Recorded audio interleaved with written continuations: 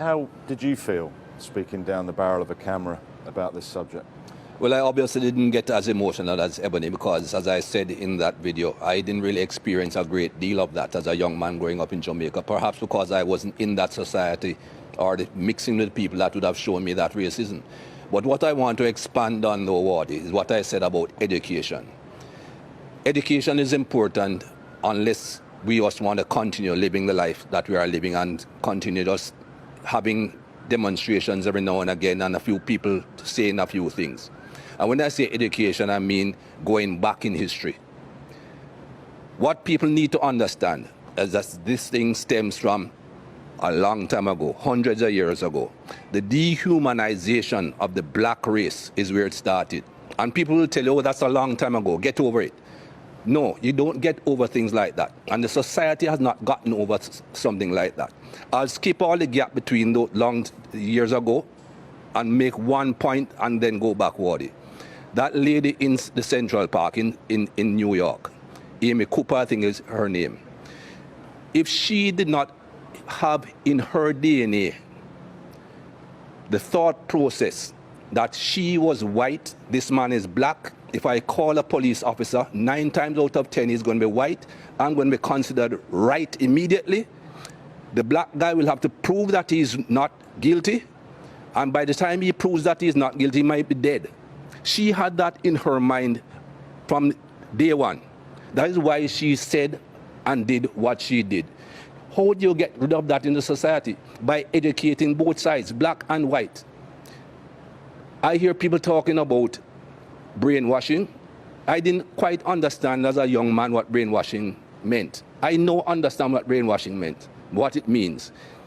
We have been brainwashed, and not just black people. White people have been brainwashed in different ways. I go back many years. Think about religion.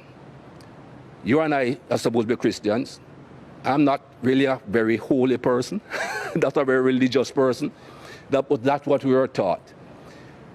Look at Jesus Christ, the image that they give you of Jesus Christ. Pale skin, blonde hair, blue eyes. Where Jesus came from, who in that part of the world looks that way?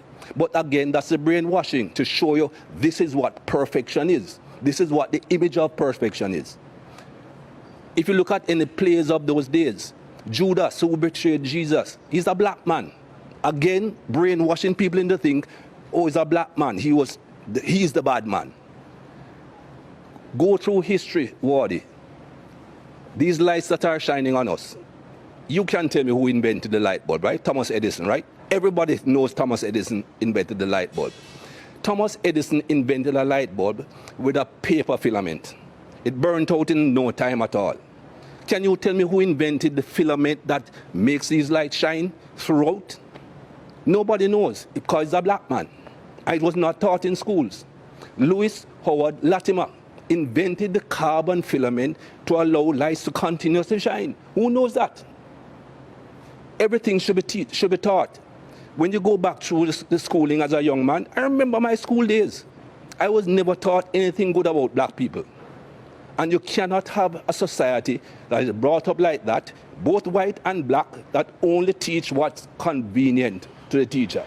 History is written by the conqueror, not by those that are conquered. History is written by the people who do the harm, not by the people who get harmed. And we need to go back and teach both sides of history. And until we do that and educate the entire human race, this thing will not stop. They keep on telling me there's nothing called white privilege. Give me a break. I don't see any white people going into a store on Oxford Street and being followed. A black man walks in, somebody is following him everywhere he goes. That is basic white privilege. Whether that white person went in to rob the place or not, is not going to be thought of that way. And things like that have to change.